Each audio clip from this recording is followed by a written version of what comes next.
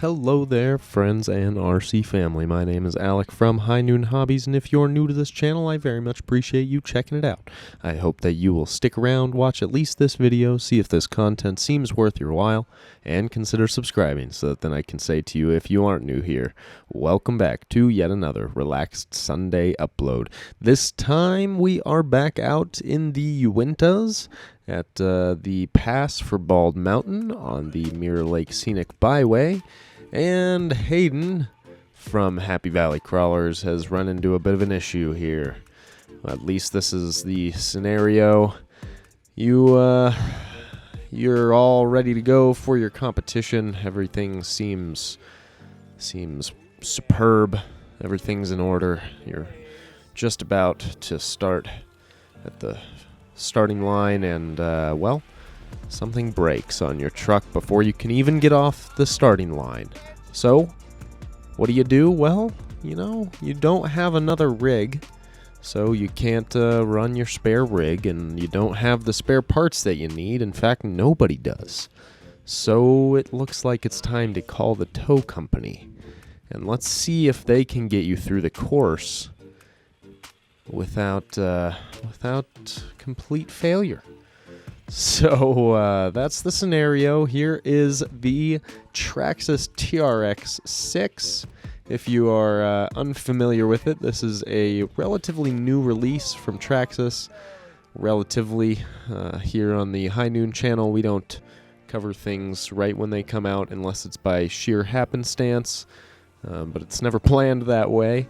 So yeah, this is the new six-wheeler, the triple axle, the truck hauler from Traxxas, and it's actually a pretty sweet truck to play around with. I want to shout out, let's see, I think it's Powerhouse Hobbies.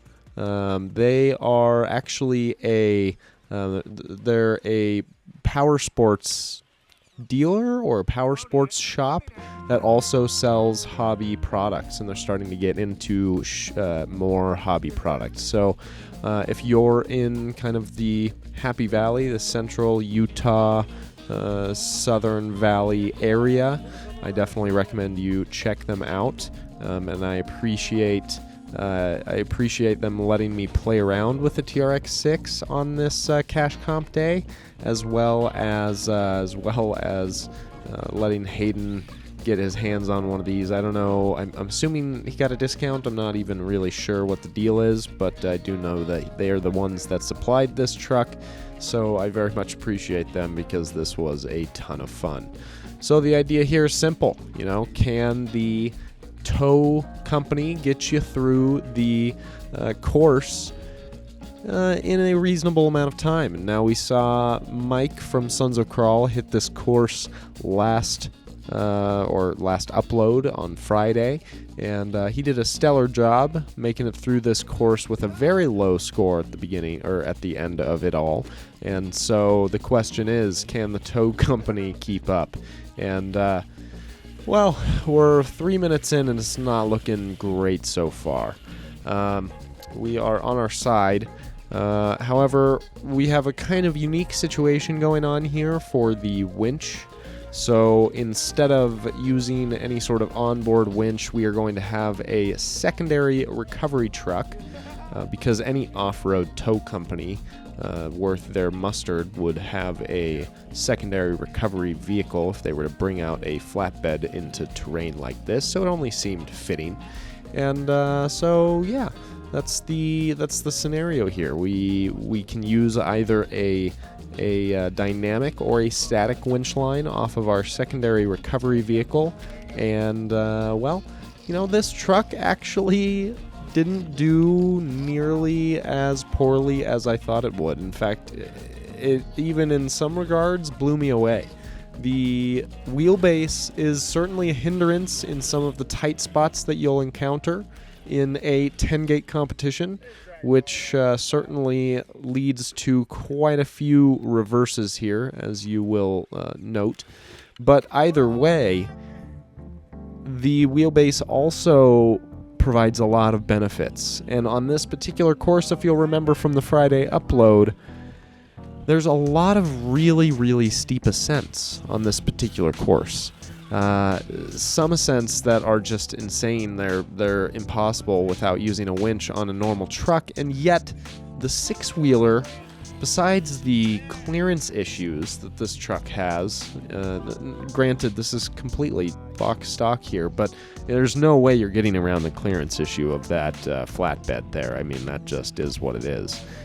Either way, it still did incredibly well on a lot of these really, really tight vertical ascents, or these really kind of abhorrent vertical ascents, and it did that well because of that wheelbase. So, pros and cons. Now, would I personally recommend running a 6x6 in a 10-gate competition? Well, I don't think you would be allowed to, although even if you would somehow be allowed to run a 6x6 in Class 2, unlimited, sure, go for it, although you're not going to compete with anything. In Class 2, if they let you, sure, go for it, but again, you're not going to compete with anything. It's just too big, it's too different from the style of crawling that 10-gate comps are conducive to, and well, you're going to have a lot of moments like these where you just don't fit no matter how hard you try. Now, we did discuss there for a moment trying to hook up another winch to the rear of the truck and winch the rear around the gate, but either way, we hit that first gate, or that driver's side gate first, so it was what it was. We just went with it. So we're up to a 53. It's not an ideal score, but remember, you're getting towed through this course, so, I mean, at least there's no damage to your truck, or no additional damage beyond whatever caused you to call the tow truck in the beginning. But, the tow truck's taking all the heat here for you, so, even if you get a placing score of any sort, you did it without any mechanical fatigue on your truck whatsoever. So what's that really worth? I mean, think about it. That's something to consider there. But, yeah, not so great on the front clearance, if you couldn't tell. Not quite able to get himself up that ledge. So we're going to take a winch here, but even with the winch, it's going to be tough. That bumper just hangs so low, and unless it's a very tight notch where he's able to get one of his wheels up onto the ledge before the bumper hits, then it's going to look like this. Just a whole lot of crunchy. And yeah, not ideal for the circumstances, but at the same time, making the best of what we got. And this is the first official trail maintenance. I don't really know how to categorize trail maintenance in terms of penalties, so I'm not going to apply one because if it's not in the rule book, what are you gonna do? It is what it is. There's nothing saying you can't do it. There's nothing saying you can do it, and this is how many points it is. So it's just like breathing, right? It's like any other action you'd take on the course. It just can happen, and there's nothing you can say or do about it. I guess that is what it is. Some trail maintenance. This one here, we didn't need any trail maintenance, and look at that ledge. I mean, seriously, this is in all seriousness, the TRX4 here or TRX6 is, it's so used to saying TRX4. The TRX6 is so impressive in this terrain. Certainly it can't compete against a comp rig, and it's not going to do it on a 10-gate course for sure, but it's impressive. There are certainly aspects of this truck that would beat out a comp rig in certain areas or doing certain types of things. Not to mention, you've got a comp rig on the back of this thing. So it's like 3 times, 4 times the weight of a comp rig with a comp rig on top of it. Talk about some top heaviness. Now, of course, we're using the winch a fair amount here, but either way, still impressive. Still impressive. So we're going to do a little bit of a side pull winch here in an effort to keep ourselves grounded on the side hill. So we're just going to have our support truck here pull diagonally, or pull away from the bed of the truck there, and we've got him hooked up to the rails on the flatbed. And then when we get here, I think that we're going to need another winch from the front.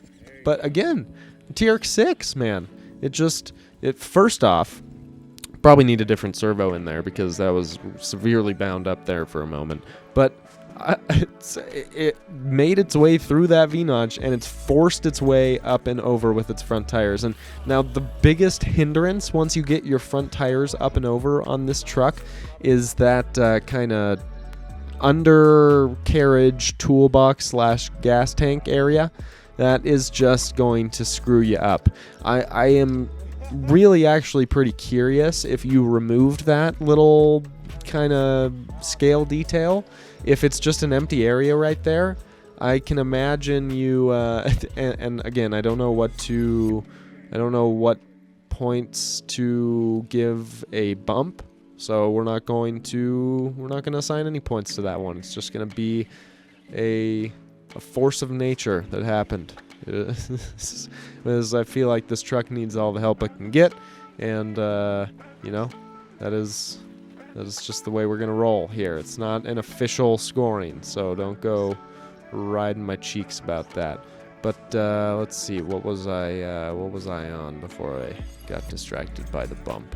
Oh yeah, if you removed the toolbox there, you could see it pretty well on that side shot. You'll see it here in a moment. And the gas tank, is that all just an empty area? And if so, would that be a super amazing way to improve clearance on this truck and actually make it potentially competitive in a Class 2, Class 3 type of scenario, or an unlimited type of scenario? I don't know. It's something worth thinking about, though. At least I thought about it, so I think it's worth thinking about. I'm not sure. You tell me. Do you think it's worth thinking about? Do you think someone should... If they haven't, I haven't even looked. Maybe they have. If they have, let me know down in the comment section down below as well. But if they haven't, do you think it's worth it to try to remove those scale accessories and see if you could turn this into a real competitive rig? I think you'd have to trim the flatbed. What are the rules? What are the Sorka rules about trimming your flatbed? You know, can you do a dovetail flatbed? Does that count towards? Is that still a dovetail if it hangs like 6 scale feet past your rear axle? I don't know.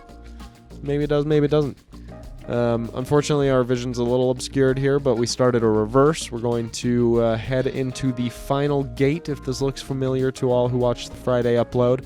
An interesting approach both on gate 9 and gate 10 here are the reverse approaches. I like it, keeping him planted, using that weight to his advantage, and using the wheelbase to his advantage. So I think all in all, a very good idea on that front, Hayden. And we're not going to hit the box canyon here because there's just no point in it. I mean, we've got the wheelbase that we should be able to just span both of these ledges, no problem, and get right up and over this. But it is a little bit steeper than we assessed. So, recovery truck comes to the rescue here. We're going to get a winch from the recovery truck, and takes a few, you got those Yankum ropes there, so it's going to take a few good tugs to get some momentum from the recovery truck and really yank that Yankum rope up. And boy, does he. Unfortunately here, well, now that I'm looking back on it, that might have been a hit on gate 10 on its own, but the rear tires, one of the sets of rear tires just ate that thing up. So yeah, 112 with a 1316. Is it worth it to call the tow guys? I don't know. I might save your money, but that's up for you to decide. All right, guys, we'll see you on the next one. Cheers.